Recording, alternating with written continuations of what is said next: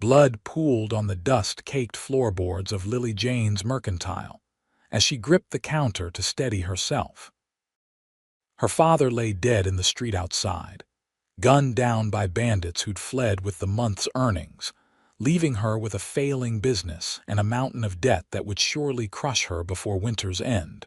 Fort Bridger, Wyoming Territory, 1871, was an unforgiving place for a woman alone. The settlement had grown considerably since its founding as a supply station along the Oregon Trail, but the expansion of the Union Pacific Railroad 2 years prior had brought both prosperity and predators to the frontier town. Lily wiped her hands on her apron, smearing blood across the once pristine fabric. At 22, she possessed a fierce independence that had annoyed her father in life and would now be tested in his death. She surveyed the ransacked shop with steely determination in her green eyes. Scattered goods lay strewn across the floor, flour, sugar, beans, and coffee spilled from their containers. The glass display case where they'd kept the more valuable items had been shattered, its contents stolen.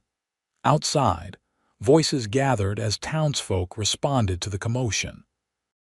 Sheriff Denton would be along soon, but Lily knew the outcome already. The Baldwin gang had struck again, and like the previous 3 robberies in the county, they would vanish into the Wind River Range without a trace. "Miss Jane," a deep voice called from the doorway. Lily straightened her shoulders and turned, unwilling to display weakness before whoever had entered. "We're closed," she said firmly. Xavier Lawson stood in the doorway, his tall frame silhouetted against the afternoon sun. The cowboy removed his hat, revealing dark hair that curled at his collar. His expression was solemn as his eyes traveled from Lily to the bloodstains on the floor. "I heard the shots," he said simply. "Came to see if help was needed." Lily had seen Xavier around town since his arrival 3 months ago. He worked for the Henderson Ranch outside of town, breaking horses and driving cattle. He was known to be skilled with both animals and his pistol, but he kept mostly to himself. "Nothing to be done now," Lily replied, her voice steady despite the trembling in her hands. "Sheriff's been called." Xavier nodded, his blue eyes taking in the destruction. "Your father, dead." The word came out harder than she'd intended. "They shot him when he refused to open the safe." Xavier stepped inside, careful to avoid the broken glass. "I'm sorry for your loss, Miss Jane." "Your sympathy doesn't stock shelves or pay creditors, Mr. Lawson." If her sharpness surprised him, he didn't show it. Instead, he knelt and began gathering scattered tins of food. "What are you doing?" Lily demanded. "Helping," he answered simply, continuing his work. "I didn't ask for your help." Xavier glanced up at her, his expression unreadable. "No, madam, you didn't." They worked in silence until Sheriff Denton arrived with the undertaker. Lily provided her account of the robbery with detached precision, refusing to allow her emotions to surface before the gathering crowd. When they finally carried her father's body away, she stood alone in the doorway, watching as the townspeople dispersed, offering condolences that seemed to evaporate in the dry Wyoming air. Xavier remained, having restored some semblance of order to the shop. "You should get some rest," he suggested quietly. Lily shook her head. "There's inventory to take, insurance papers to find, a funeral to arrange." She glanced at the safe in the corner, still locked, containing what little hadn't been in the register. "And I need to figure out how to make next week's payment to the bank." "All of which will be there tomorrow," Xavier countered. "You've had a shock." "I don't have the luxury of shock, Mr. Lawson." Lily moved behind the counter, pulling out a ledger. "Thank you for your assistance today, but I can manage from here." Xavier studied her for a long moment before replacing his hat.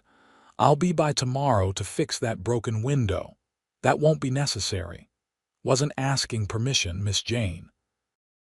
With a slight tip of his hat, he turned and left, boots echoing on the wooden sidewalk.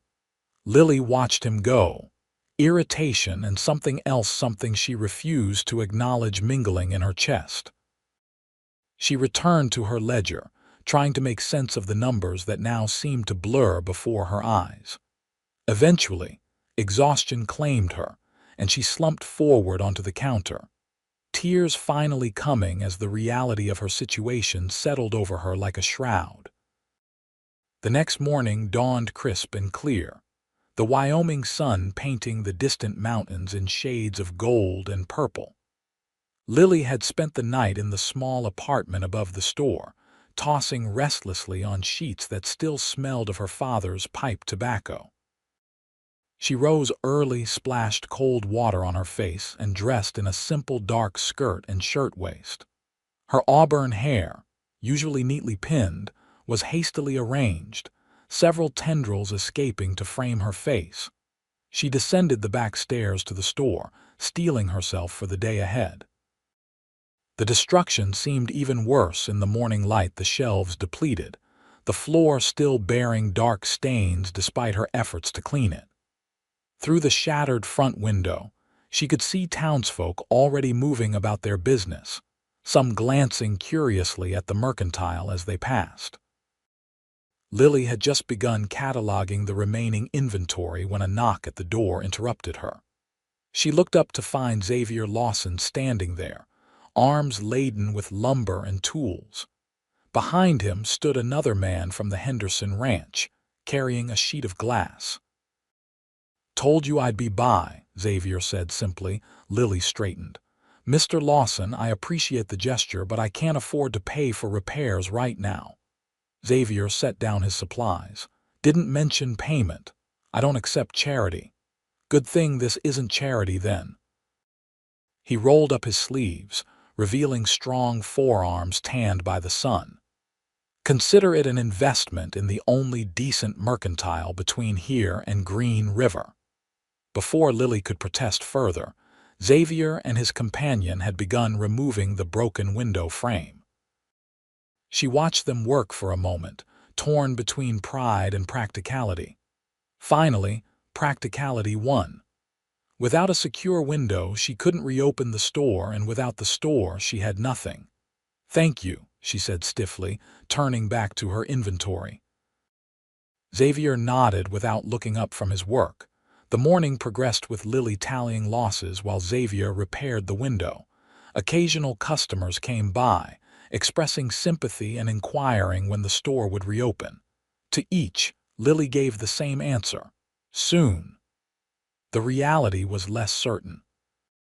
Around midday, the bank manager, Howard Prescott, arrived.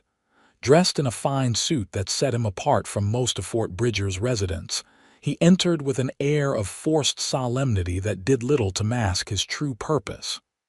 "Miss Jane," he began, removing his hat. "Please accept my condolences on your father's passing. A terrible business." "Thank you, Mr. Prescott." Lily set down her pencil. "What can I do for you?" "Well, I hate to bring up business at such a time, but there is the matter of your father's loan." He cleared his throat. "The bank was very accommodating when your father fell behind on payments, but with his passing, well, the full amount comes due." Lily felt her stomach tighten. "The full amount? That's over $2,000. "Yes, indeed. Standard clause in the contract, I'm afraid." "Of course, if you wish to apply for a new loan in your own name." "A woman alone applying for a business loan?" Lily's laugh held no humor. "We both know how that would end, Mr. Prescott." The banker shifted uncomfortably. "Well, perhaps if you had a male relative willing to co-sign, or a husband." "I have neither," Lily said flatly. "Then I'm afraid the bank will have to begin proceedings to recover the property. You have until the end of the month, 3 weeks. That's impossible." "I'm sorry, Miss Jane." "Business is business." Prescott replaced his hat, nodded to Xavier, who had paused in his work to listen, and departed. Lily stood rooted to the spot, her mind racing. 3 weeks to raise $2,000 was impossible. Even if the store had been undamaged and fully stocked, she couldn't generate that kind of money. "You're going to wear a hole in that floor," Xavier observed after watching her pace for several minutes. Lily stopped. She'd almost forgotten his presence. "I apologize for the distraction." "No distraction." He fitted the last piece of molding around the new window. "Though you might want to consider options besides wearing out your boots." "And what options would those be, Mr. Lawson? Should I beg the bank for mercy, sell the store for a fraction of its worth, or perhaps find a husband in the next 3 weeks?" Her voice rose with each suggestion, frustration breaking through her carefully maintained composure. Xavier wiped his hands on a cloth. "Those all sound like terrible options. They're the only ones I have." "Not necessarily." He gathered his tools. "What if you had a partner?" Lily stared at him. "A partner? Someone to help with the capital and the labor while you run the business side of things. And where would I find such a person?" "Most men in Fort Bridger want to own a business outright, not partner with a woman." Xavier met her gaze steadily. "You're looking at him." Lily's surprise gave way to suspicion. "You want to be my business partner? Why?" "I've been saving to start my own operation for years. Was thinking of a small ranch, but a mercantile's a good investment too. Steady business, especially with the railroad bringing new settlers." "And what do you know about running a store?" "Not much," he admitted. "But I know business and I know people. The rest I can learn." Lily studied him, trying to discern his true motives. Xavier Lawson had arrived in Fort Bridger only months ago. While he seemed respectable enough, she knew little about him beyond his reputation as a skilled ranch hand. "Why would you want to invest in a failing store owned by a woman you barely know?" "Because it's not failing, it was robbed. There's a difference." He leaned against the newly repaired window frame. "This store's been the backbone of Fort Bridger for years. With some capital and hard work, it can be again." Lily hesitated. The offer was tempting, perhaps her only hope of keeping the store, but she was reluctant to surrender even partial control of the business her father had built. "I'll need time to consider it," she finally said. Xavier nodded. "Fair enough. Windows fixed. I'll be at the Henderson Ranch if you decide you're interested." He gathered his tools and headed for the door, then paused.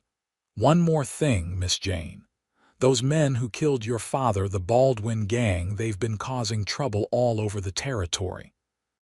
Someone needs to stop them." "And that someone is you?" Lily raised an eyebrow. "No, that's for the law, but if they come back here." He left the threat unfinished, tipped his hat, and departed. Lily watched him go, then turned to survey the repaired window. The work was skillfully done, the new glass clear and strong in its frame. If Xavier's business sense matched his carpentry skills, perhaps his offer deserved consideration. But first, she had a funeral to arrange and a store to reopen. The question of partnerships would have to wait. The funeral for Harold Jane was held 2 days later at the small church on the edge of town. Despite the short notice, nearly half of Fort Bridger's residents attended, a testament to the merchants standing in the community. Lily sat alone in the front pew, her black mourning dress stark against the wooden bench. She accepted condolences with quiet dignity, her eyes dry though her heart ached. Xavier Lawson attended, standing at the back of the church in a clean shirt and his least worn trousers. He offered no words when Lily passed, only a respectful nod which she returned. Something about his silent presence provided an unexpected comfort. The following morning, Lily reopened the mercantile. The shelves were sparsely stocked, but she had organized what remained to create an illusion of abundance.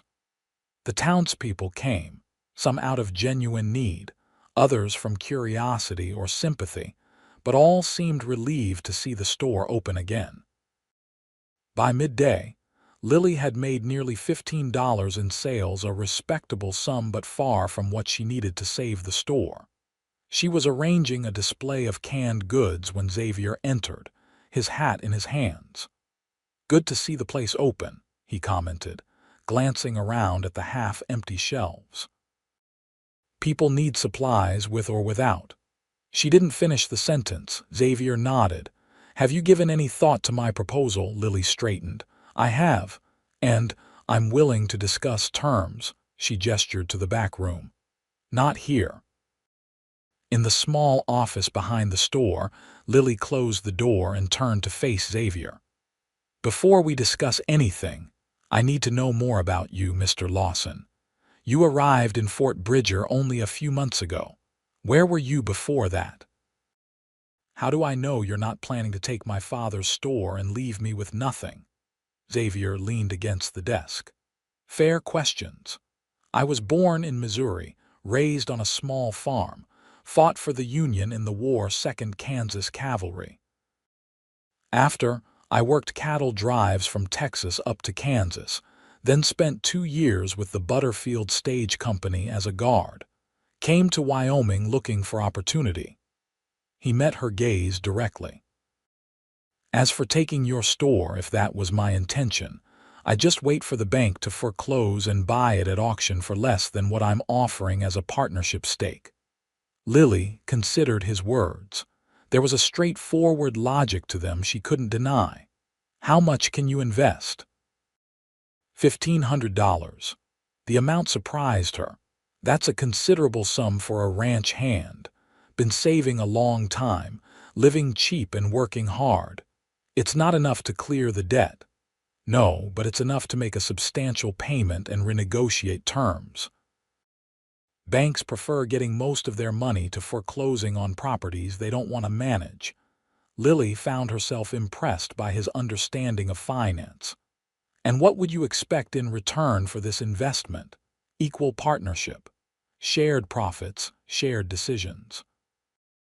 "This has been a Jane family business for 15 years, Lily protested.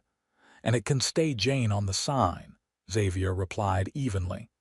"I'm not looking to change the name just to help keep it running." Lily paced the small office. "And what would your role be in this partnership?" "Whatever's needed. Security, supply runs, negotiating with wholesalers and the railroad." He paused. "Men in these parts still respond better to other men in business matters. That's just how it is." The statement, while true, irked her. "And I would handle the day-to-day operations. Bookkeeping, customers, inventory. Unless you'd prefer otherwise. I'm not much for ledgers, but I can learn." Lily stopped pacing. "I have one condition. If we do this, the partnership agreement must include a clause allowing me to buy you out once the business is profitable again." Xavier considered this. "Fair enough, provided there's a minimum time frame, say 3 years, 2.5. Despite herself, Lily smiled slightly. "You drive a hard bargain, Mr. Lawson," Xavier, he corrected. "If we're to be partners, we should use given names." Xavier then. The name felt foreign on her tongue. 2.5 years with first option to buy you out at fair market value." "Agreed." He extended his hand. Lily hesitated only briefly before shaking it. His palm was warm and calloused, his grip firm but not overpowering. "We should have a proper contract drawn up," she said, withdrawing her hand. "Judge Harrington can handle it. I'll speak to him tomorrow." "I'll need to see the money before signing anything," Lily added. Xavier nodded. "Of course. It's in the bank in Cheyenne. I can have it here by week's end." Lily felt a mixture of relief and trepidation. She was no longer alone in her struggle, but she had also surrendered a measure of control over her future. What will Mr. Henderson say about losing his ranch hand? Already spoke to him. He understands a man wanting his own business. "You were that confident I'd agree." Xavier's mouth curved slightly. "Hopeful, not confident." The bell over the store's front door jingled, signaling a customer. Lily moved toward the office door. "I should get back to work. We can finalize details once you have the money. I'll ride for Cheyenne first thing tomorrow, Xavier promised. As Lily returned to the store, she found herself wondering if she had made the right decision. Taking on a partner, particularly one she barely knew, was risky. But with the bank's deadline looming, she had few alternatives. And there was something about Xavier Lawson, a steadfastness in his manner that inspired a tentative trust. Only time would tell if that trust was warranted. True to his word, Xavier departed for Cheyenne the next morning. While he was gone, Lily threw herself into improving the store. She cleaned every surface, rearranged displays to hide the empty shelves, and tallied exactly what would be needed to restore full inventory. The task was daunting. Beyond the basic necessities, a proper mercantile in a growing town needed variety. Fabrics and notions for the women, tools and hardware for the men, candy and small toys for the children. All of it required capital Lily simply didn't have. On the third day of Xavier's absence, the Baldwin gang struck again, this time at a stagecoach 10 miles outside of Fort Bridger. 2 passengers were killed, and the strongbox containing nearly $3,000 was stolen. Sheriff Denton organized a posse, but as with previous robberies, the bandits vanished into the mountains, leaving only tracks that disappeared among the rocks. News of the robbery spread quickly through town. Lily listened to the discussions in her store with growing unease. The gang was becoming bolder, and the law seemed powerless to stop them.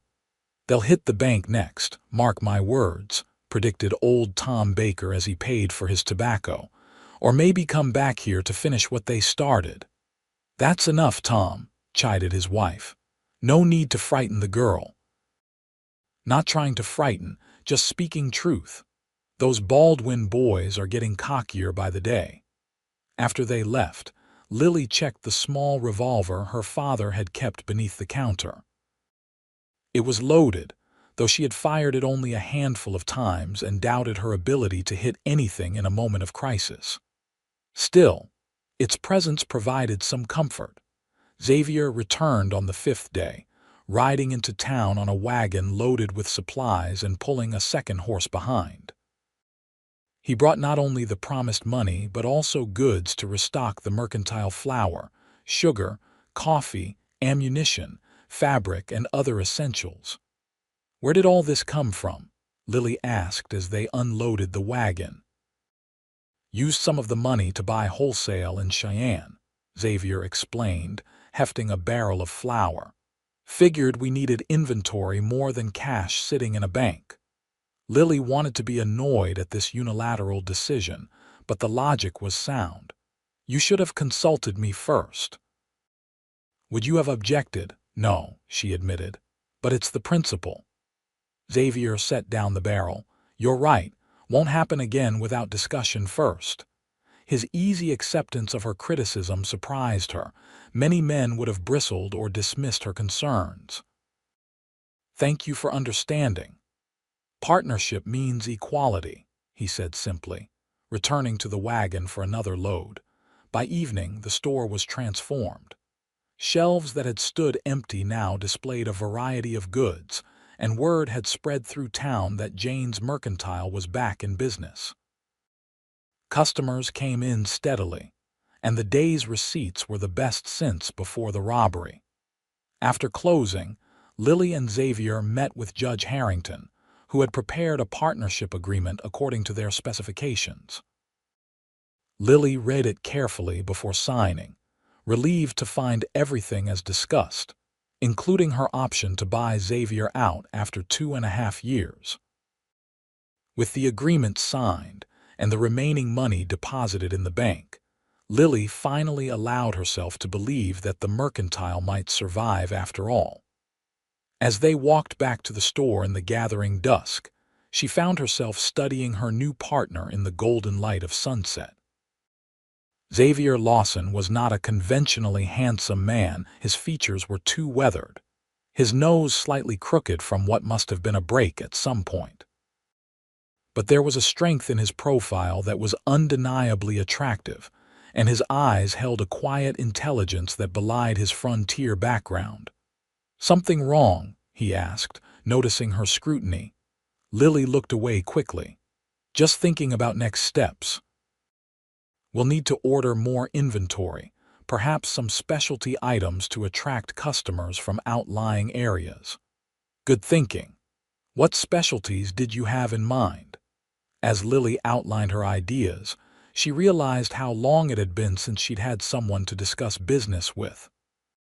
Her father had been increasingly distant in his final months, preoccupied with the mounting debt and his own poor health.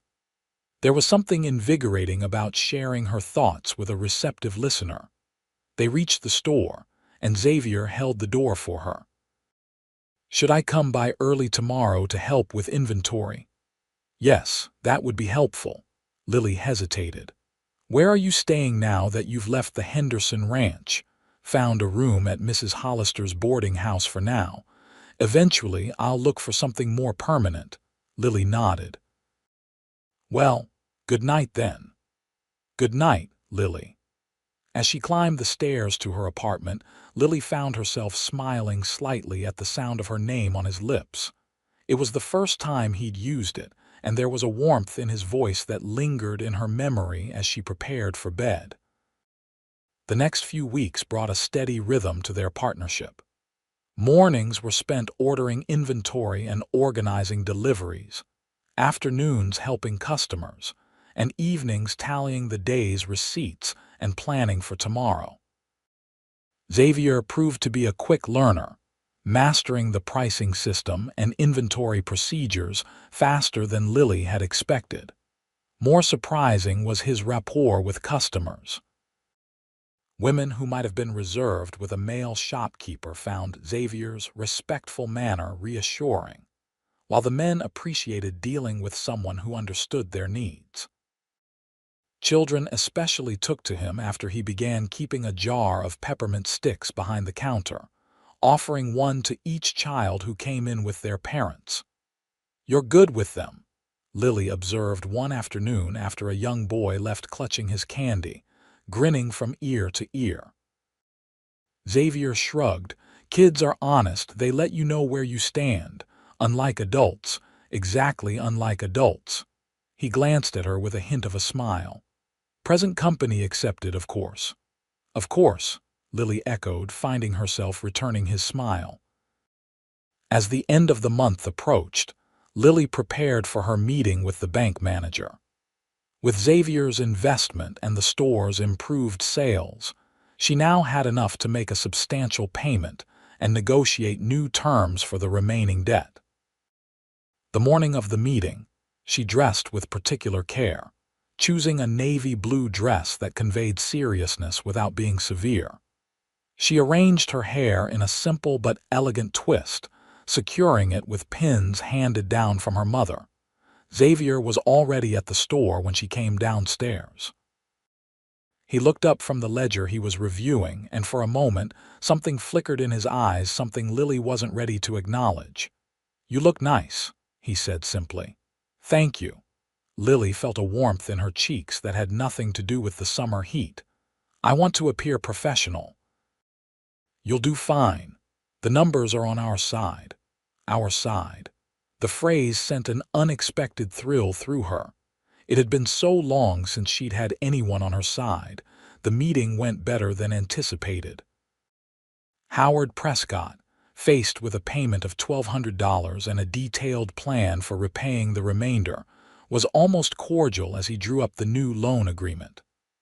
The fact that Xavier sat beside Lily, his steady presence lending weight to her proposals, certainly didn't hurt. "Well, Miss Jane, it seems you've managed to secure your father's legacy after all," Prescott remarked as he blotted his signature on the documents. "With Mr. Lawson's assistance, of course." "The mercantile has always been secure, Mr. Prescott," Lily replied evenly. "It simply needed a brief period of adjustment following my father's death." Prescott's patronizing smile slipped slightly.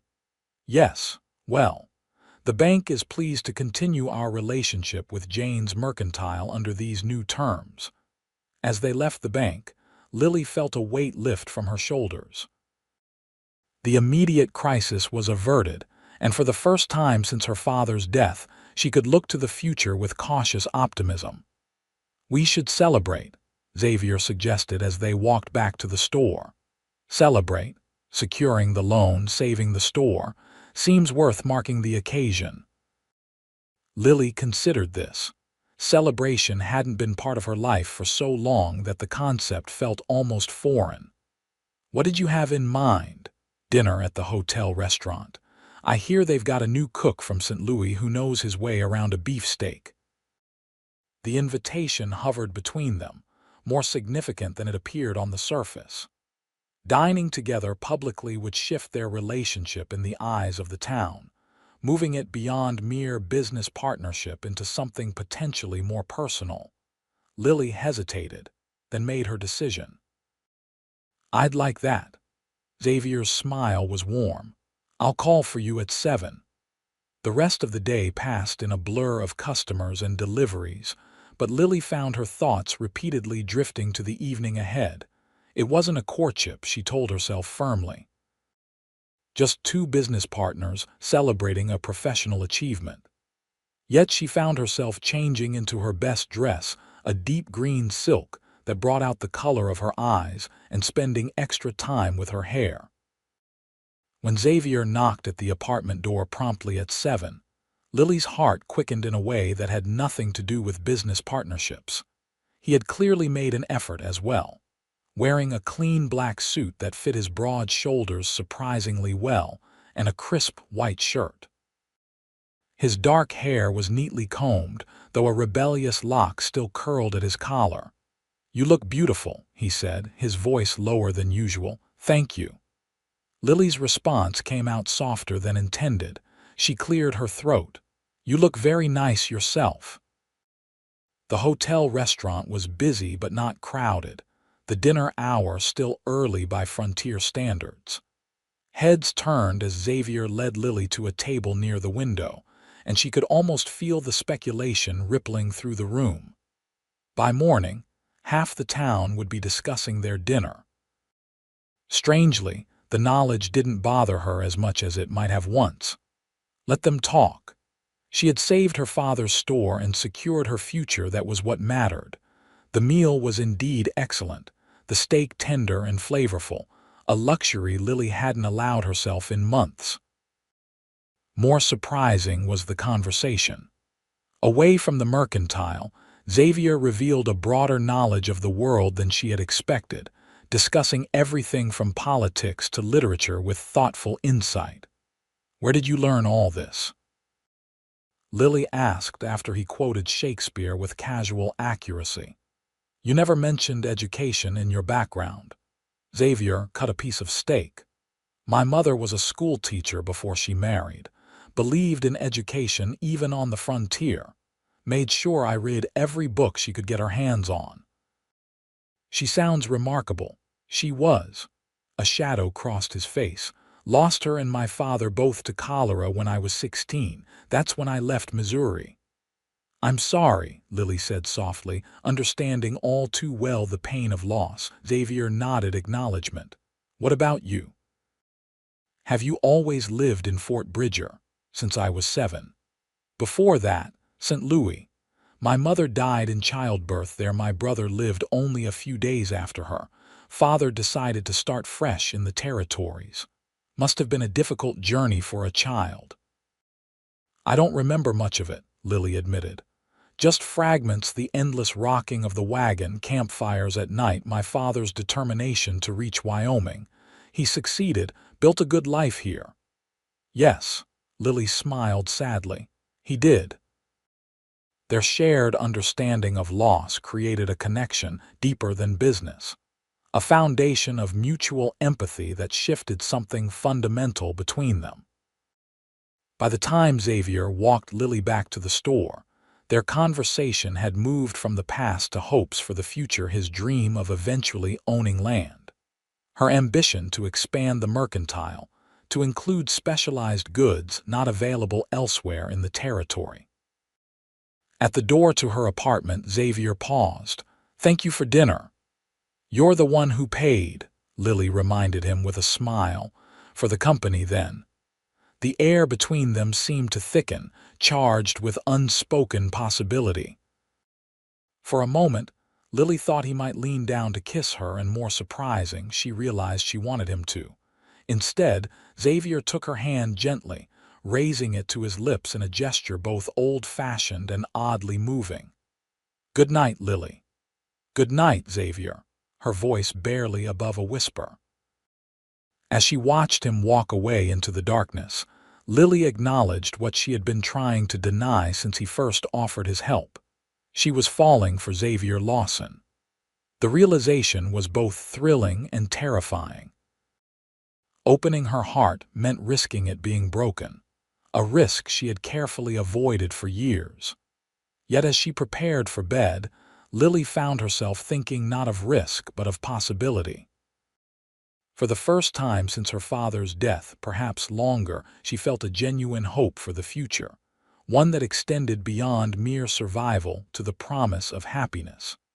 The summer heat gave way to the first crisp days of autumn as September arrived in Fort Bridger.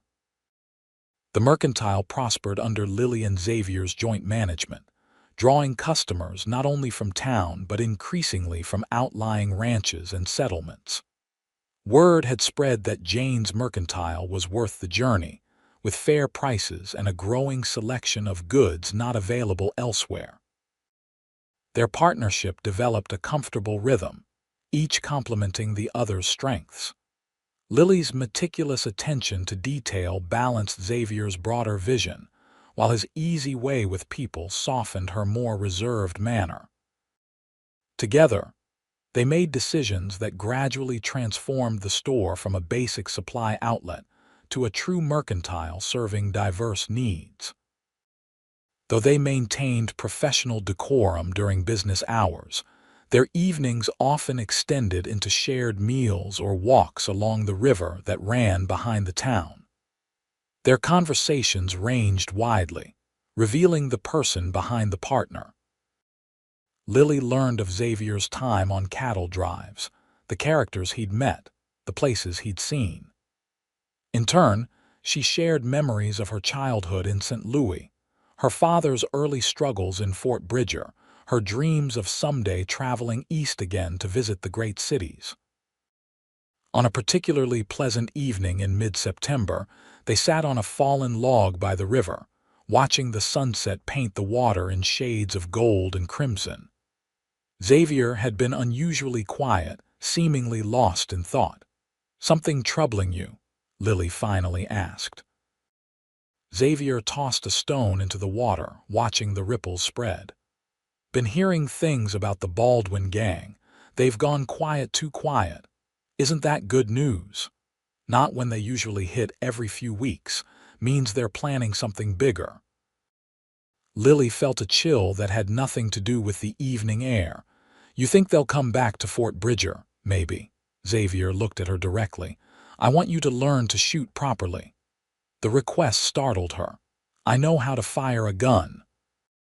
Knowing how to fire and knowing how to hit what you're aiming at are different skills. His expression was serious. "If trouble comes and I'm not there, you need to be able to protect yourself."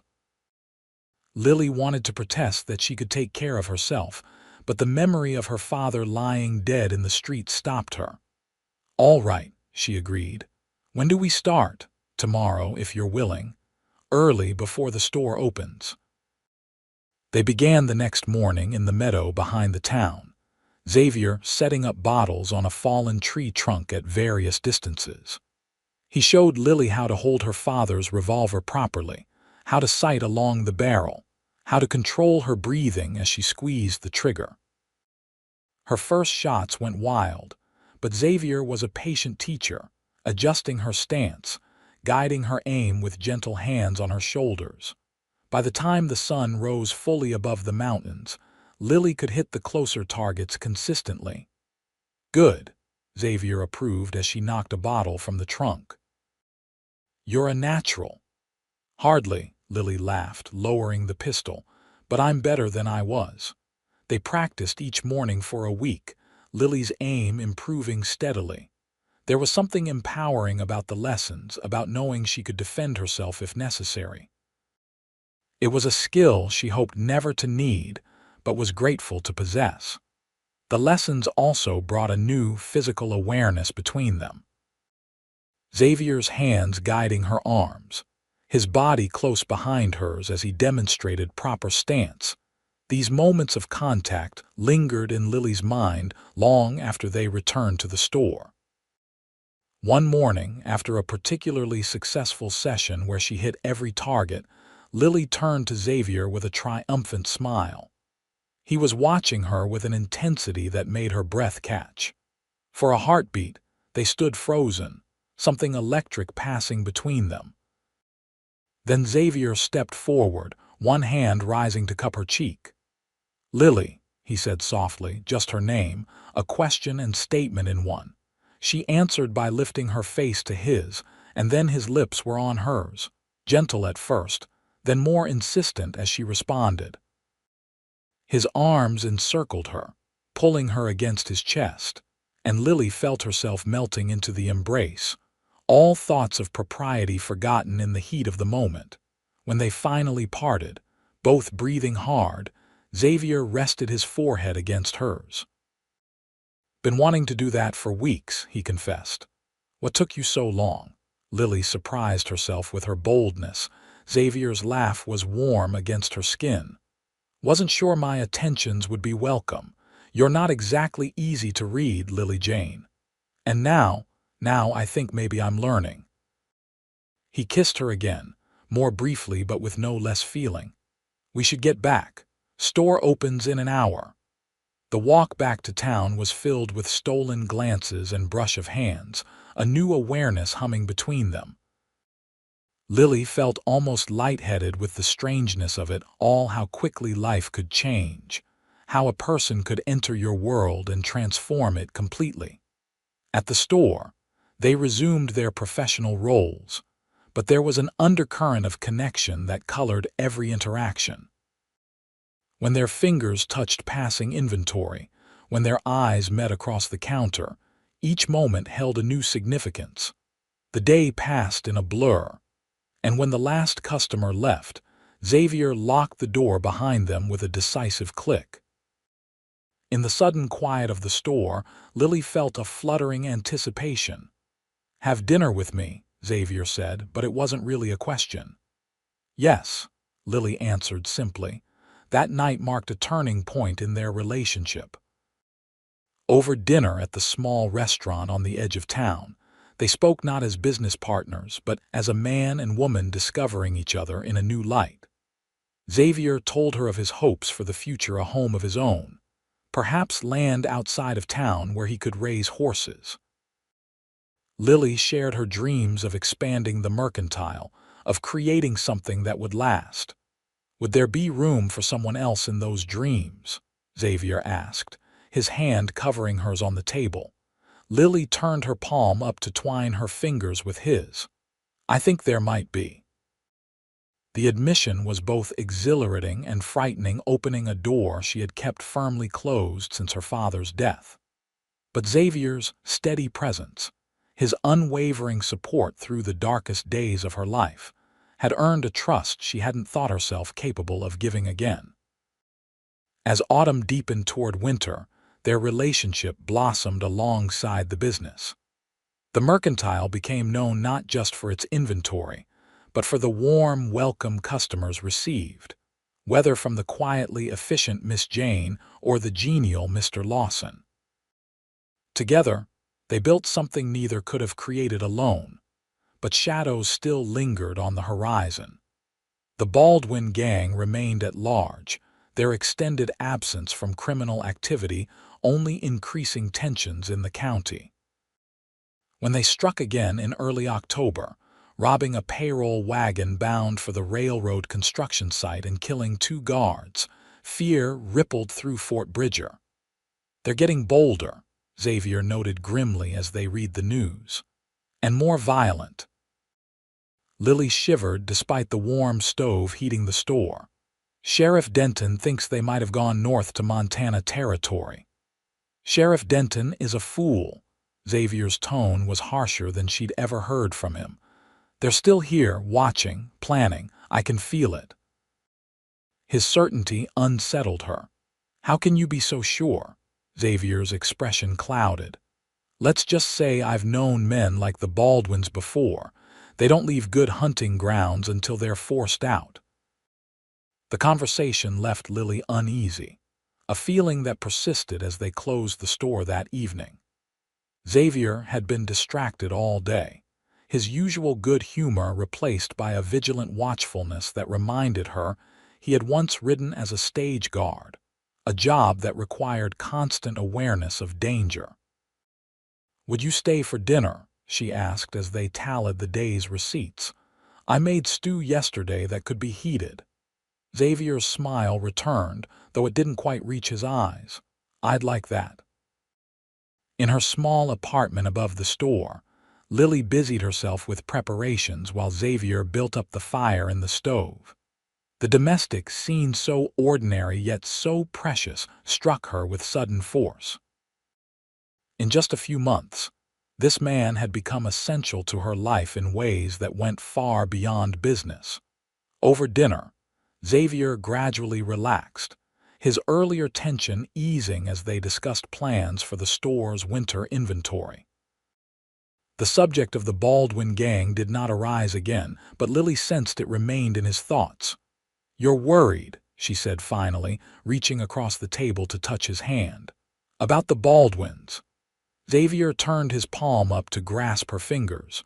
"Just cautious. They've hit every major business in the county except the bank here in town. It's only a matter of time. And when they do, we'll be ready." His grip tightened slightly. "I won't let anything happen to you, Lily." The promise hung in the air between them, weighted with more meaning than the words themselves. Lily felt tears prick at her eyes, unexpected emotion welling up at the simple declaration of protection. "I know," she whispered. After dinner, they sat together on the small sofa before the fire, the intimacy of the moment both new and somehow familiar, as though they had done this countless times before. Xavier's arm around her shoulders, Lily's head resting against him, the positions they found themselves in seemed natural, inevitable. When Xavier finally rose to leave, the night having grown late, Lily walked him to the door with reluctance. Their goodnight kiss lingered, deepened, sparked into something more demanding. Xavier pulled back first, his breathing uneven. "If I don't leave now," he began. Lily pressed a finger to his lips. "I know," she said again. "Good night, Xavier." After he left, Lily stood at the window watching his figure disappear down the dark street, her heart full with emotions she was only beginning to understand. Whatever dangers lay ahead, whatever challenges they might face, she was no longer facing them alone. For the first time since her father's death, perhaps for the first time in her adult life, Lily Jane felt truly protected. Not because she couldn't protect herself, but because someone cared enough to stand beside her against whatever might come. The thought carried her into dreams of a future brighter than any she had dared imagine before Xavier Lawson walked into her store and refused to leave her to face her troubles alone. November arrived with biting winds and the promise of an early winter. Snow dusted the distant mountains, and the streets of Fort Bridger grew quieter as people hurried between destinations rather than lingering to socialize. Inside Jane's Mercantile, however, business thrived. Cold weather drove customers to stock up on supplies, and the approaching holidays created demand for special items Xavier had thoughtfully ordered from Eastern suppliers. On a particularly busy Saturday, the store was filled with customers when Howard Prescott entered, bringing with him the chill of the outside air and an unusually solemn expression. He made his way to the counter, where Lily was measuring fabric for Mrs. Henderson. "Miss Jane," he greeted her, removing his hat. "Might I have a word when you're free? Bank business." Lily's hand stilled momentarily on the scissors before she continued her task. "Of course, Mr. Prescott. I'll be available in about 15 minutes." The banker nodded and moved to examine a display of imported candies while he waited. Lily finished with Mrs. Henderson and helped 2 more customers before she was able to approach Prescott. "Shall we speak in the office?" she suggested, gesturing toward the back room. Xavier, who had been watching the exchange while restocking shelves, caught her eye with a questioning look. Lily gave a small nod, indicating he should join them. Once in the office, Prescott cleared his throat. "I'll come straight to the point, Miss Jane. The bank has received information that the Baldwin gang may be planning to rob us in the near future." Lily exchanged a glance with Xavier, whose expression had hardened. "What kind of information?" he asked. "A letter, anonymous, delivered yesterday. It warned that the gang has been watching the bank's shipments and plans to strike when the next large cash transfer arrives." Prescott's usual composure seemed strained. "That transfer is scheduled for next Tuesday." "Have you informed Sheriff Denton?" Lily asked. "Of course. He's arranging additional deputies to guard the delivery." Prescott hesitated. "But given the gang's previous successes against armed men, I'm not entirely confident in these measures, which is why I've come to you." "To us?" Lily was confused. "To Mr. Lawson specifically." Prescott turned to Xavier. "Your reputation precedes you, sir. I understand you have experience with security matters from your time with the stage company." Xavier's expression revealed nothing. "Some. The bank would like to hire you as additional security for the transfer. You'd be well compensated, of course." "No." Xavier's response was immediate and firm. "I'm prepared to offer $50 for a single day's work," Prescott pressed. "The answer's still no." Xavier crossed his arms. "My place is here, protecting this store and Miss Jane." Prescott looked baffled. Surely Mr. Henderson or one of his hands could watch the store for a day. "It's not about the store," Xavier said evenly. "It's about priorities. Mine is Lily's safety." Lily felt warmth spread through her at his words, even as a frown creased her brow. "The bank is important to the whole town, Xavier. If it's robbed, then the town loses money. If something happens to you, I lose everything." The intensity in his voice silenced her objection. Prescott looked between them, realization dawning on his face. "I see," he said slowly. "Well then, perhaps we could arrange for additional protection here as well. The mercantile has already been targeted once, after all." Xavier considered this. What exactly did the letter say? About timing. Only that they would strike when the money arrives. The stage is due Tuesday at noon. "And how much is coming in?" $10,000. Prescott named the sum with clear discomfort. "For the railroad payroll and several large business transactions." Xavier whistled softly. "No wonder they're interested." He glanced at Lily, then back to Prescott. "I won't leave the store, but I might be able to help with planning. The Baldwins operate according to patterns. Understanding those patterns could give us an advantage." Prescott nodded eagerly. "Any assistance would be appreciated." "Perhaps you could meet with Sheriff Denton tomorrow to discuss strategy." "I'll be there," Xavier agreed. After Prescott left, Lily turned to Xavier with concern etched on her face. "You really think they'll come back here?" "I think we need to be prepared for the possibility." Xavier ran a hand through his hair. "The bank's the obvious target, but they've hit this store before. They know the layout, know there's a safe." "There's almost nothing in the safe now," Lily pointed out. "We deposit daily at the bank." "They don't know that." Xavier paced the small office. "From now until this is resolved, I want you armed at all times, and I'll be staying in the store at night. Staying here. But no arguments, Lily. His tone brooked no disagreement.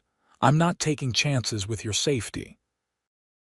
Lily wanted to protest that she could take care of herself, that they had been practicing shooting for weeks now, that she wasn't helpless.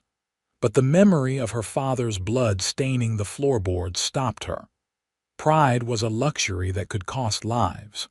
All right, she conceded. But you'll sleep in the spare room upstairs, not down here on the floor. Xavier's expression softened slightly. Deal. The next day, Sunday, Xavier met with Sheriff Denton and several deputized townsmen to plan security for the bank transfer. He returned to the store in the late afternoon, his expression troubled. Denton's a fool, he said as soon as they were alone in Lily's apartment. He's posting men at obvious positions, making no allowance for the gang's tactics. Can't you convince him otherwise? Xavier shook his head. He's more concerned with appearing in control than with actual security, and he doesn't trust my assessment because I'm just a cowboy. The dismissive phrase clearly rankled. Lily placed a hand on his arm.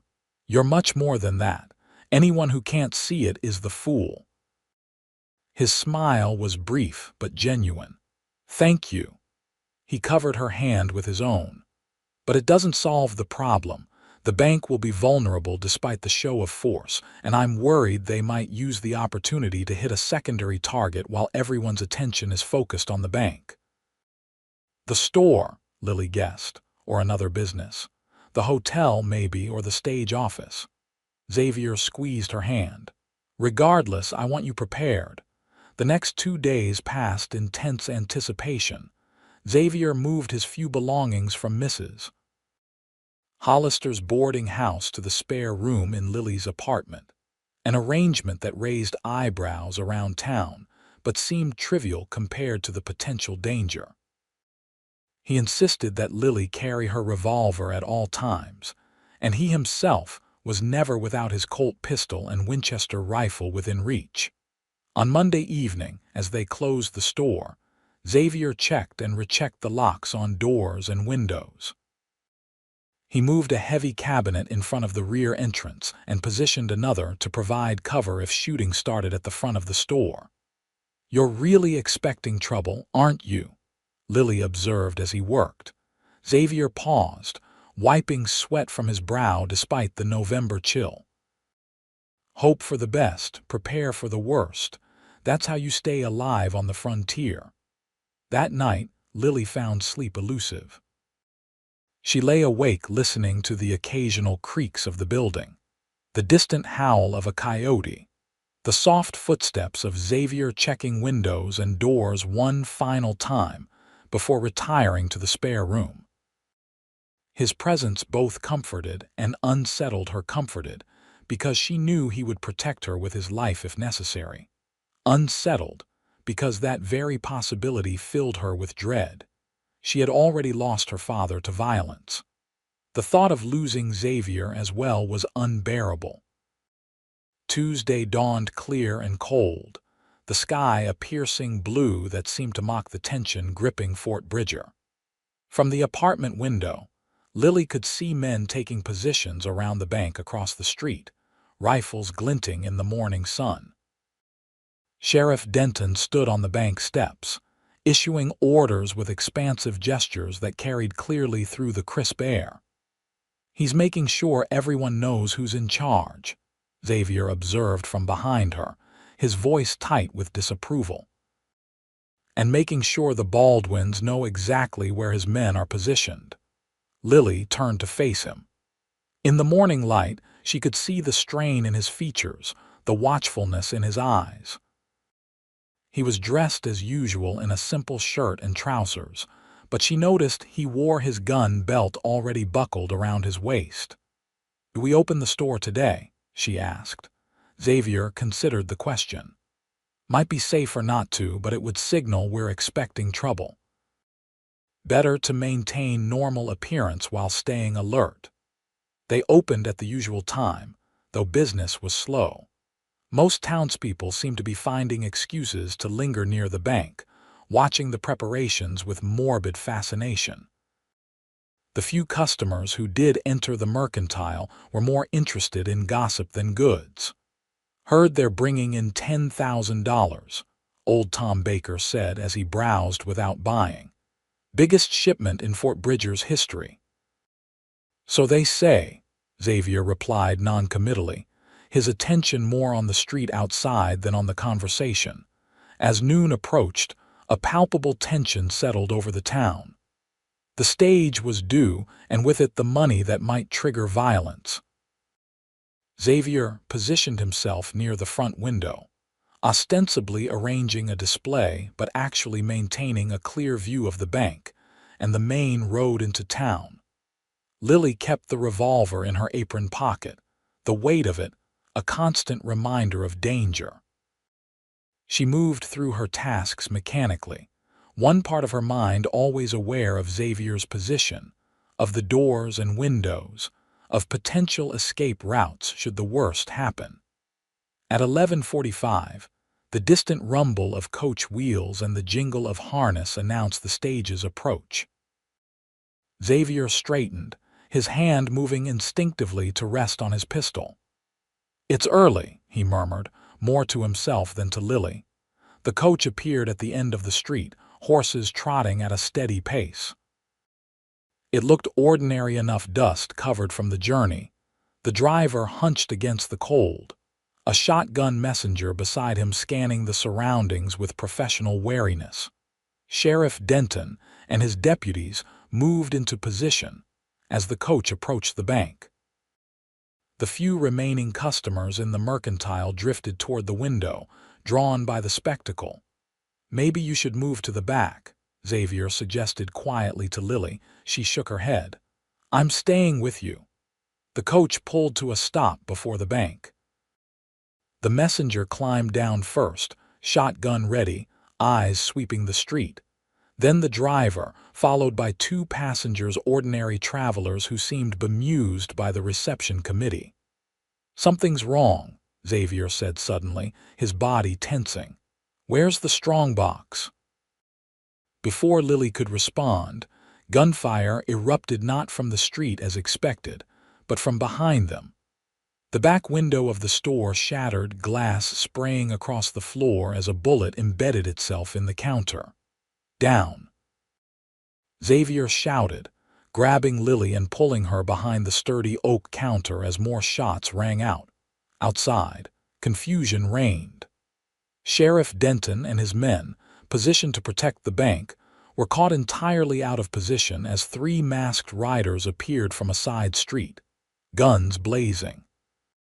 It was a diversion, Xavier realized, his voice tight with anger. The coach was a decoy. The real money must be coming another way, and they're creating chaos to cover it. More bullets struck the store, splintering wood and shattering the front window. The few customers screamed and flattened themselves on the floor. Outside, Denton's men returned fire wildly, most of their shots going wide as the riders weaved through the street.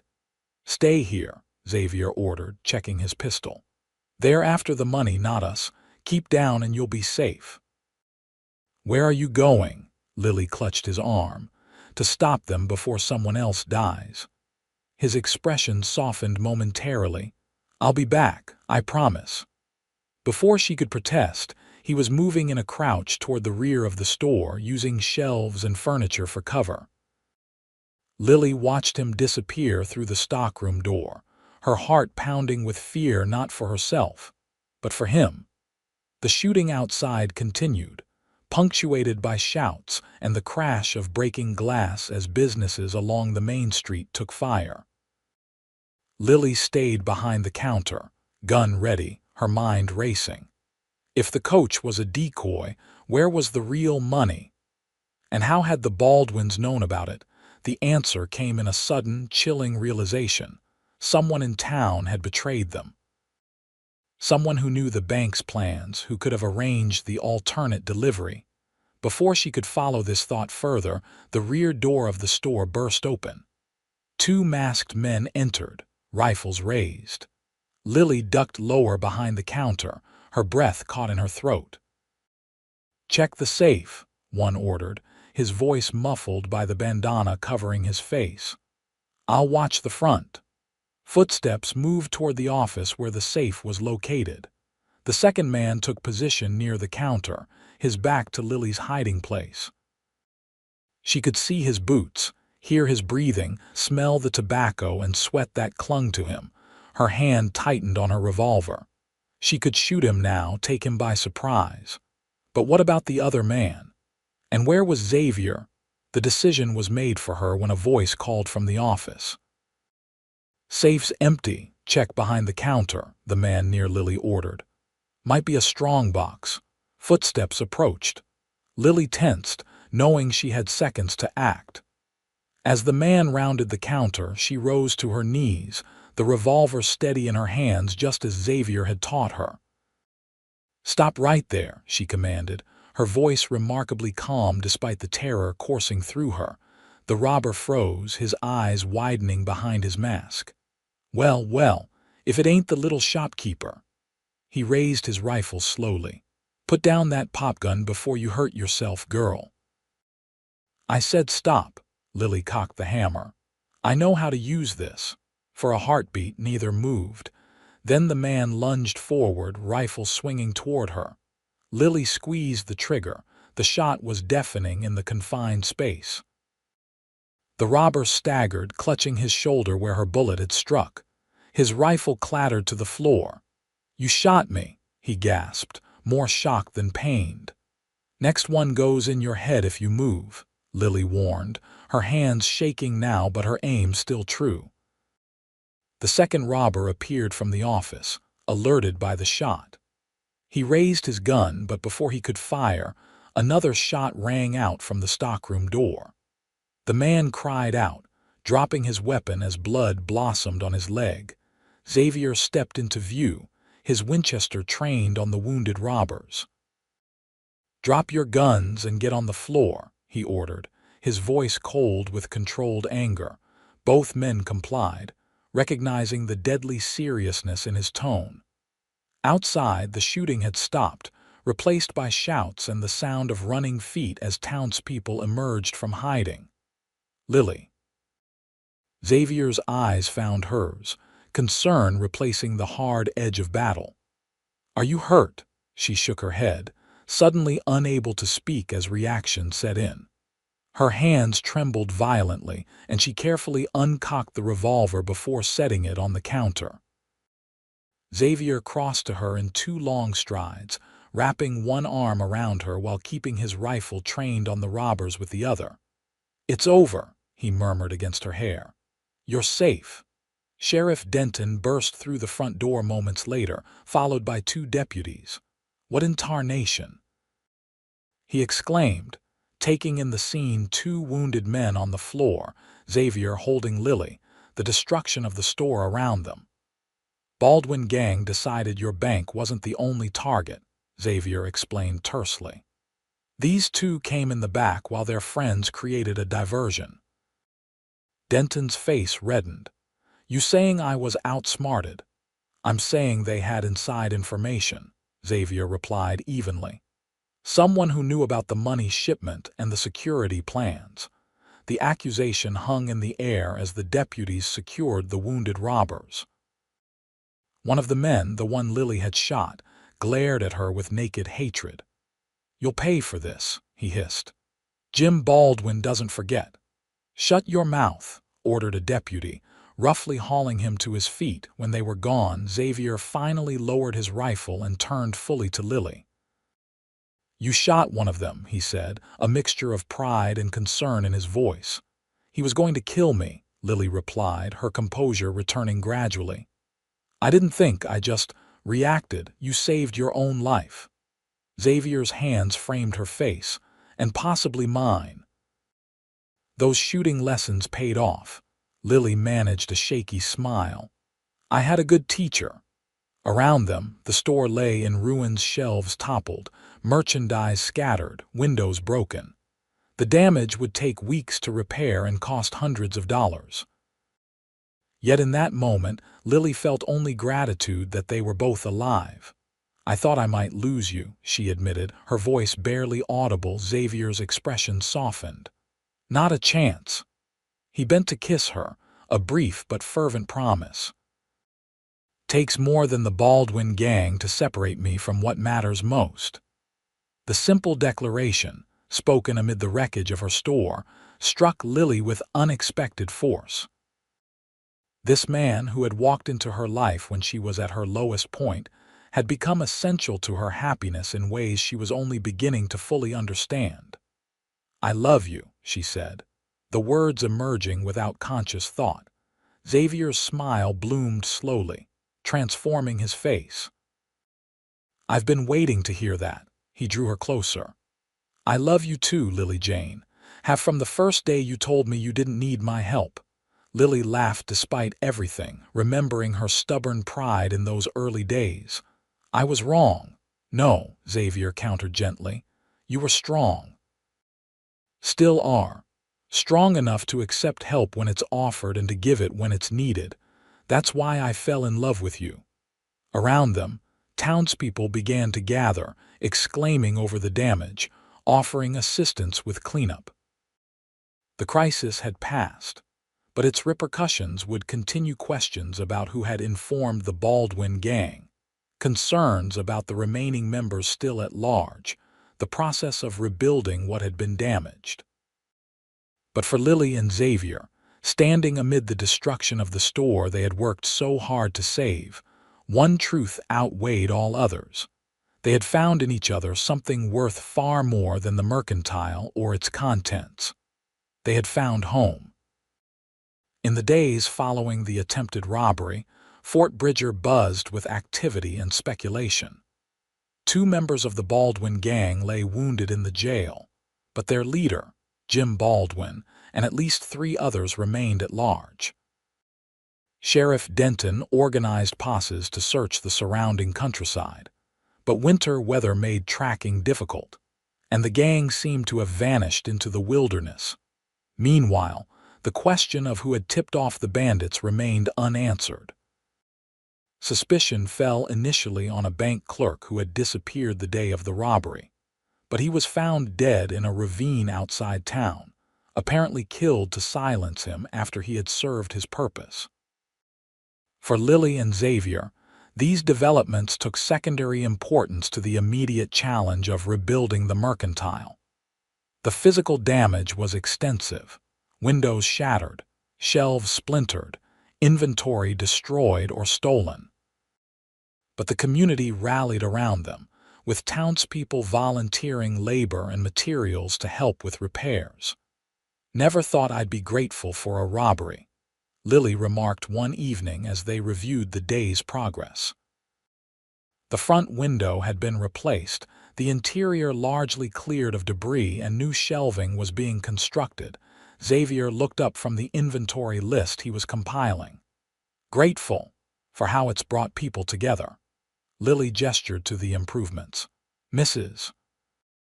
Henderson bringing food for the workers, Judge Harrington donating lumber, even Prescott extending our loan without interest until we're back on our feet. People respect what you've built here," Xavier observed, "and they admire your courage during the robbery. Word's gotten around that you shot one of the Baldwin gang." Lily winced slightly. The memory of pulling the trigger, of watching the man fall, still disturbed her sleep. "I didn't have much choice." "You didn't," Xavier agreed, "but many would have frozen in that situation. You acted." He set aside the list and crossed to where she stood. "I'm proud of you, Lily, and a little in awe, if I'm honest." His admiration warmed her. In the aftermath of the robbery, their relationship had deepened, the shared danger creating a bond that transcended ordinary courtship. Xavier had remained in the apartment above the store, ostensibly to provide security while the Baldwin gang remained at large, but they both knew his presence had become about more than protection. "When do you think we can reopen?" Lily asked, leaning into his embrace. "Another week, maybe 2. Xavier's arms tightened around her. just in time for the Christmas rush. The mention of Christmas brought a smile to Lily's face. I'd almost forgotten the holiday was coming. Hard to remember with everything that's happened, Xavier agreed, but it'll be here before we know it. And I was thinking. Yes, Lily prompted when he hesitated. I was thinking it might be nice to have something special to celebrate this year, something besides the store reopening. There was a quality to his voice that made Lily pull back slightly to study his face. What kind of something? Xavier met her gaze directly. A wedding. The word hung in the air between them, momentous and transformative. Lily's breath caught, her heart suddenly racing. Are you asking me to marry you, Xavier Lawson? Not doing a very good job of it, am I? His smile was rueful as he took her hands in his. I had planned something more romantic, dinner at the hotel, maybe, or a ride out to the river when it wasn't half frozen. But seeing you here in this place we've built together. He shook his head. I don't want to wait any longer to ask you to be my wife.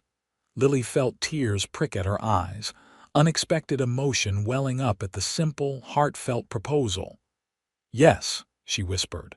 Yes, I'll marry you. The joy that spread across Xavier's face matched the warmth blooming in her own chest. He pulled her close, kissing her with a tenderness that spoke of promises kept and a future shared. When they finally parted, both breathless, Xavier reached into his pocket. I have something for you. Been carrying it for weeks, waiting for the right moment. He produced a small velvet box, opening it to reveal a delicate gold ring set with a single pearl surrounded by tiny diamonds. It was my mother's, he explained. The only thing of value I kept when I left Missouri. Lily gasped softly at the beauty of the ring and the significance behind it. Xavier, it's perfect, but are you sure it's such a treasured keepsake? I'm sure. He slipped the ring onto her finger where it settled as though made for her hand. My mother would have loved you, Lily. She valued strength and kindness above all else. You have both in abundance. The ring caught the lamplight, the pearl glowing warmly against her skin. Lily stared at it, still hardly believing the turn her life had taken in the months since her father's death. From despair to hope, from isolation to love, the journey had been unexpected and transformative. Christmas wedding, then? She asked, smiling through happy tears. If that's what you want. Though we don't have to wait if you'd prefer sooner, Lily considered. Christmas would be perfect. Just over a month to prepare, and the store should be fully restored by then. Christmas it is. Xavier sealed the agreement with another kiss. The news of their engagement spread quickly through Fort Bridger, generating a wave of congratulations and good wishes. If anyone disapproved of the relatively brief courtship, they kept their opinions to themselves. In frontier towns, practical considerations often outweighed social conventions, and the partnership between Lily and Xavier had proven its worth both in business and in crisis. With a wedding to plan alongside the store renovations, the next weeks passed in a blur of activity. Lily ordered fabric for a wedding dress from a supplier in Cheyenne, while Xavier arranged for the minister and secured the church for Christmas Eve. Together, they worked to restore the mercantile, determined to reopen before the holiday shopping season began in earnest. 2 weeks after the robbery, on a clear, cold morning in early December, Jane's Mercantile reopened its doors. The restored interior gleamed with fresh paint and varnish, the shelves stocked with newly arrived inventory. A large sign in the window announced "Grand Reopening" and "Christmas Goods Now Available." Customers came in a steady stream throughout the day, many expressing delight at the improvements and offering congratulations on the upcoming wedding. By closing time, the cash drawer was fuller than it had been in months. "Successful day," Xavier observed as he locked the front door. "Very." Lily smiled, tallying the receipts. "If business continues like this through Christmas, We'll be able to pay back Judge Harrington for the lumber and still have a healthy profit. Speaking of Christmas, Xavier began, moving to stand beside her at the counter. I've been thinking about after the wedding. Oh. Lily looked up, curious. We can't both continue living in that tiny apartment upstairs. It was fine as a temporary arrangement, but for a married couple. He shook his head. We need a proper home. Lily had been so focused on the store and the wedding that she had given little thought to their living situation afterward. You're right, of course. We could look for a larger apartment in town. Actually, I had something else in mind. Xavier reached into his pocket and unfolded a document. I've been negotiating with Henderson. He's willing to sell a parcel of his land, 20 acres just outside town, with access to the river. Lily took the paper, scanning the legal description. This is substantial. What would we do with 20 acres? Build a home to start. Eventually, maybe raise some horses, grow our own vegetables, have room for children to run. Xavier watched her reaction carefully. It would mean riding into town each day to open the store, but it's less than 2 miles. In good weather, an easy journey. The vision he painted was appealing, a home of their own, space to grow, the privacy that town living couldn't provide. Yet it represented another significant change in a year already filled with upheaval. It's a lot to consider, Lily said slowly. We don't have to decide immediately, Xavier assured her. Henderson's given us until after New Year's to make an offer. Lily nodded, relieved not to face another major decision before the wedding. Let's focus on becoming husband and wife first, then we can decide where we'll make our home. Xavier agreed, but Lily could tell the idea of the land meant a great deal to him. For a man who had spent most of his adult life wandering, the prospect of putting down roots, of building something permanent, clearly held powerful appeal. As December progressed, Fort Bridger prepared for both Christmas and the winter that would follow. Snow fell more frequently, transforming the town into a landscape of white broken by the warm glow of lamps in windows. The mercantile did brisk business in winter supplies, holiday gifts, and special food items Xavier had ordered from Eastern suppliers. The Baldwin gang faded from immediate concern as weeks passed without incident. Sheriff Denton declared the remaining members had likely fled to Montana or Idaho Territory, a assessment Xavier privately doubted but chose not to challenge. The wounded gang members captured during the robbery were transported to Cheyenne to await trial, their departure removing the most visible reminder of the violence that had marred the town. A week before Christmas, Lily's wedding dress arrived from the dressmaker in Cheyenne, who had worked from measurements and detailed instructions. The gown was simpler than Eastern fashion dictated, but elegant in its restraint. Ivory silk with delicate lace at the collar and cuffs, the skirt falling in clean lines without the elaborate bustling common in city styles. It's perfect, Lily breathed as she unwrapped it in the apartment, careful not to let Xavier see. Tradition held that the groom shouldn't view the bride's dress before the wedding, a custom Lily found herself unexpectedly eager to honor. I'll take your word for it, Xavier called from the kitchen, where he was deliberately occupying himself with coffee making. Though I suspect you'd look beautiful in sackcloth. Lily laughed, quickly rewrapping the dress.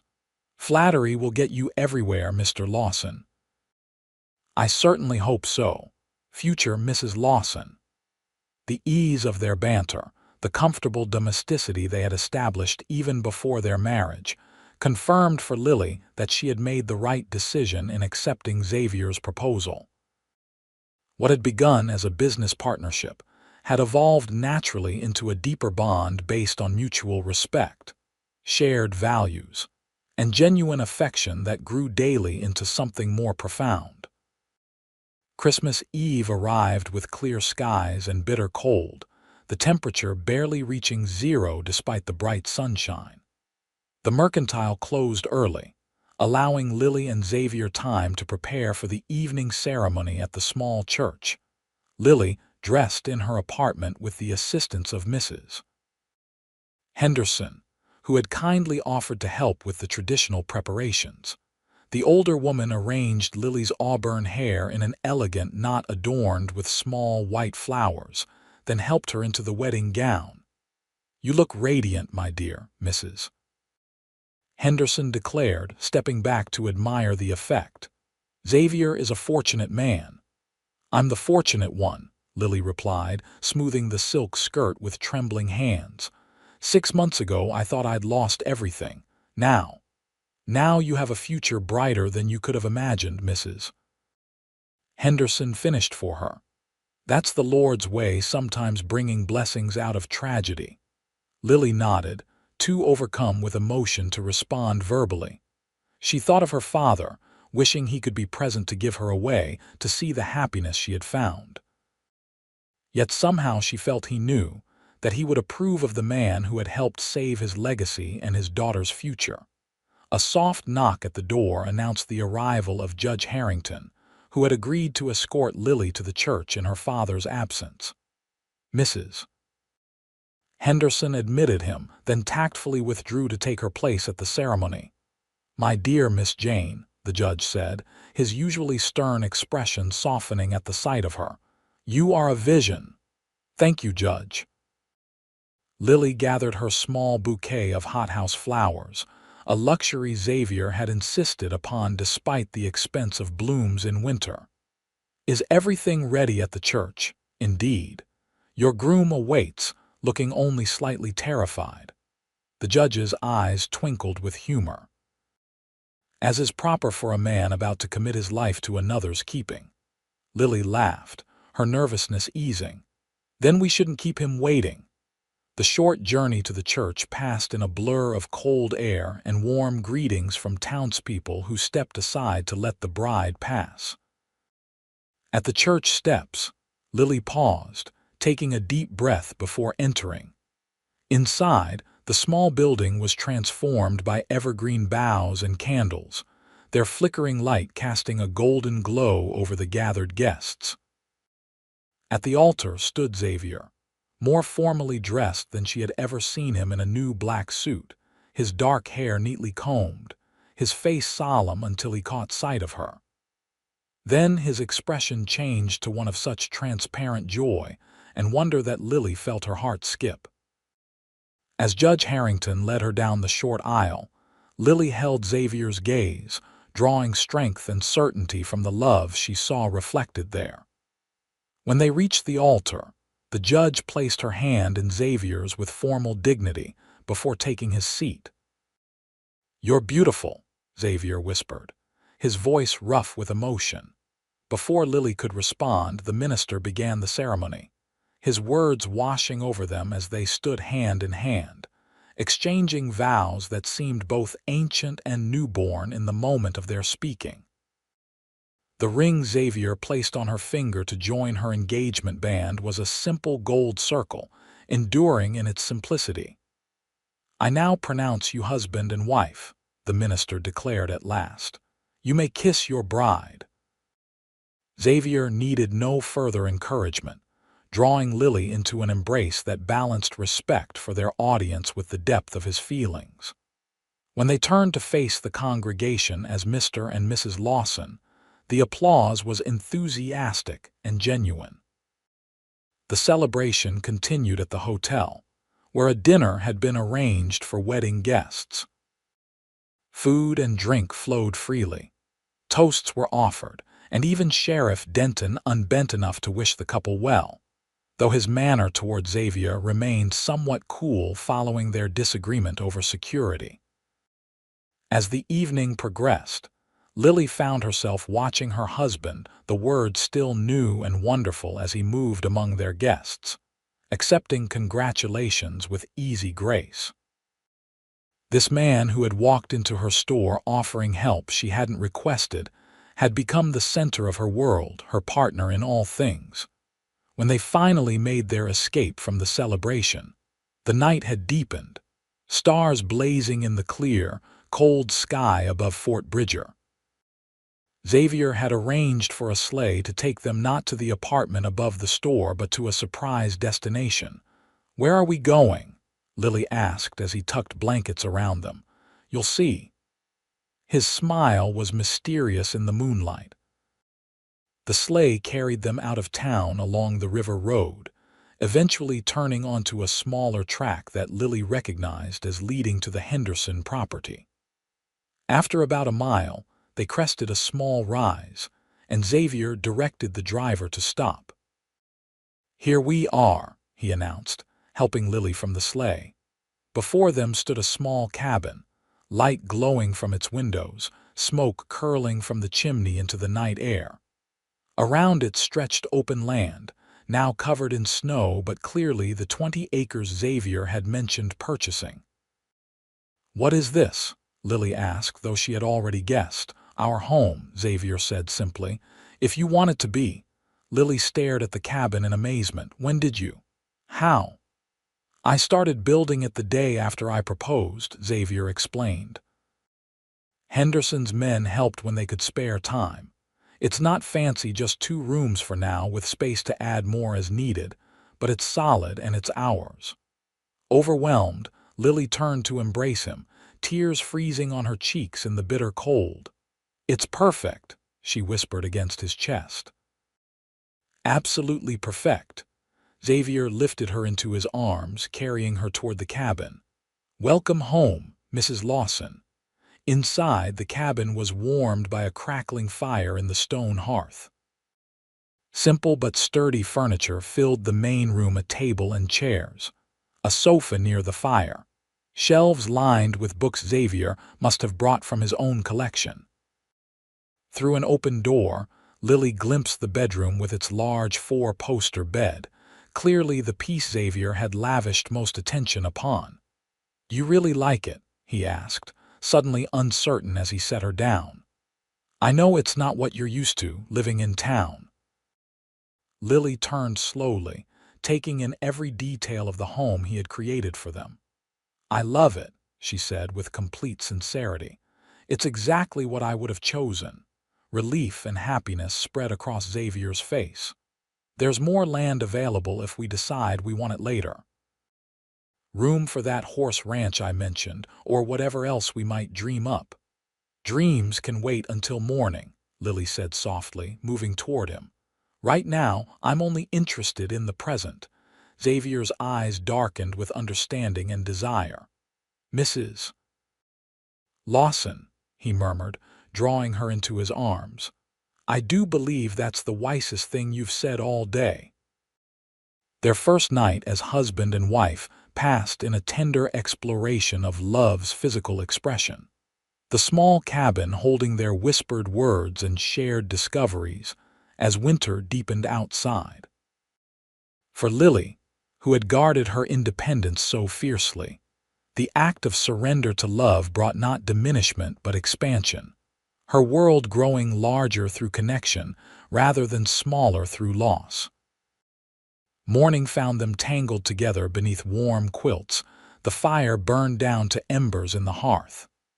Lily woke first, watching the play of early light across Xavier's sleeping features.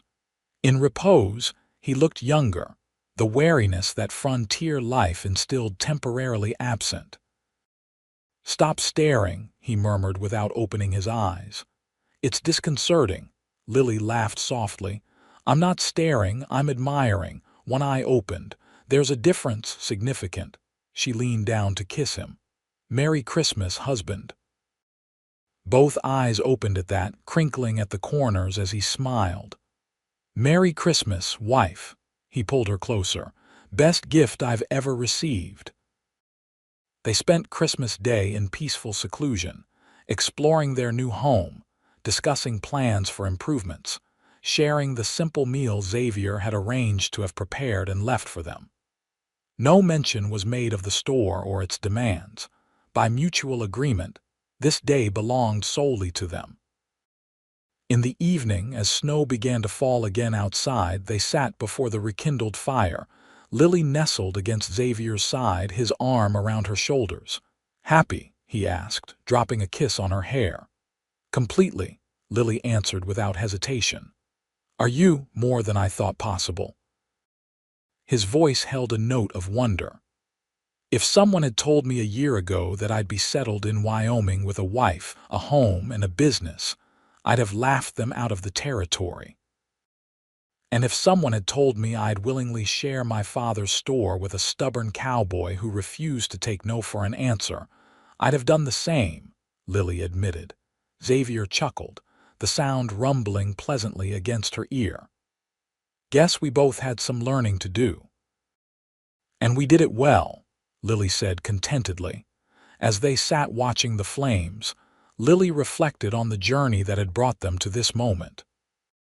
From her initial resistance to Xavier's help, through their business partnership, to the love that had grown between them, each step had been necessary. Each challenge overcome together, strengthening their bond. She thought of her father, of the life he had built in Fort Bridger, of his hopes for her future. He could never have envisioned Xavier Lawson or the happiness Lily had found with him. Yet somehow she felt he would approve of the man who had helped save his legacy while capturing his daughter's heart. Outside, snow continued to fall, blanketing their land in pristine white. Inside, the fire cast its golden glow over the first page of their shared story, a story that had begun with a woman too proud to ask for help, and a man determined to offer it anyway. What had started as an unwanted intervention had transformed into a partnership, a love, a life together. As Xavier drew her closer, Lily gave silent thanks for the stubbornness of cowboys and the unexpected blessings that could emerge from life's darkest moments. Their future stretched before them, full of promise and possibility, a journey they would travel side by side through whatever challenges lay ahead. In the warmth of their embrace, in the shelter of the home they would build together, Lily found not just safety but something she had never truly expected to discover. A love that honored her strength while supporting her in weakness, that valued her independence while offering connection, that had seen her at her most vulnerable and found her not wanting but worthy. And for a woman who had once been too proud to accept help, that was the greatest gift of all.